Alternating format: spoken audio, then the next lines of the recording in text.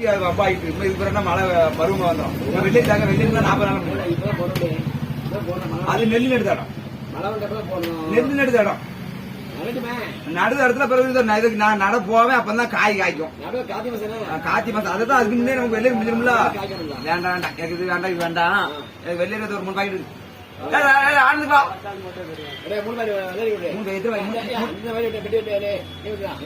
3 packet எத்தனை கப்பல் வேணும்? 3 பாக்கெட்னா 6 ஒரு பாக்கெட் 2 மணிக்கா 3 பாக்கெட் 6 மணிக்கா 6 அப்ப 2 பாக்கெட் கொடு. அதிகமாக காய்தா காய் வரிக்காய் காய் வந்து அதிகமாக காய்க்கும். இந்த கம்பெனிக்காரங்க பாத்துக்கீங்க. இப்ப ஓனர் சொல்லுதாரு நன்கு வாங்கிட்டு போறேன். கம்பெனிக்காரங்க முசாரா வந்துருக்கீங்க. இந்த சூட்டை குடிச்சோம் வருமா? வரவே வர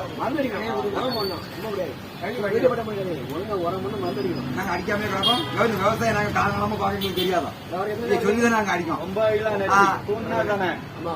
சீனியர் நல்லா இருக்கணும். சீனியர் அரைக்க போடுங்க. குறைச்சி போடுங்க.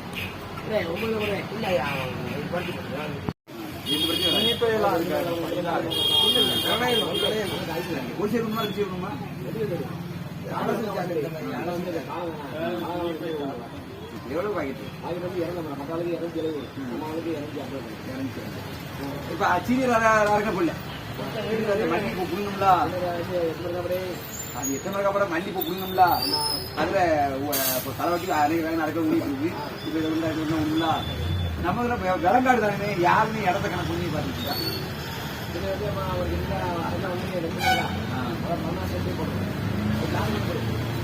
பொறி வைக்கிறது இல்லை. அது எவ்வளவா?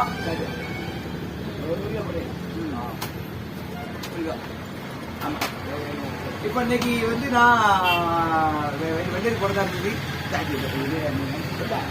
வெண்டை போடுறதா இருந்தது. மழை வந்து கெடுத்து விட்டு இப்ப அதனால வெள்ளரிக்கு மாறியாச்சு. வெள்ளரி எத்தனை நாள் வயசு?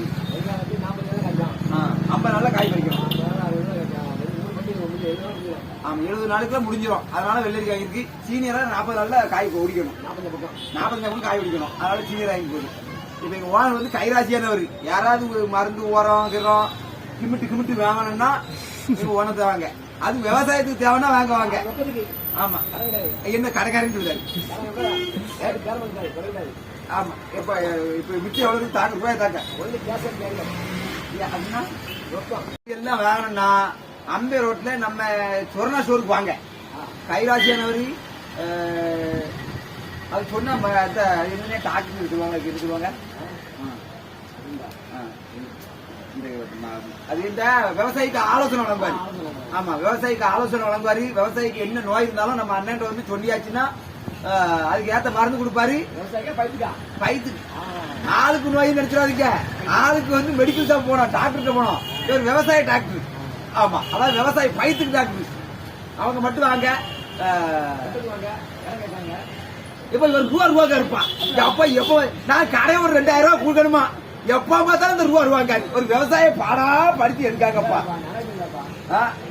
4500 மறக்கவே முடியாது. நான் செத்து மண்ணுக்குள்ள போனாலும் சொல்லிட்டே தான் இருப்பாரு.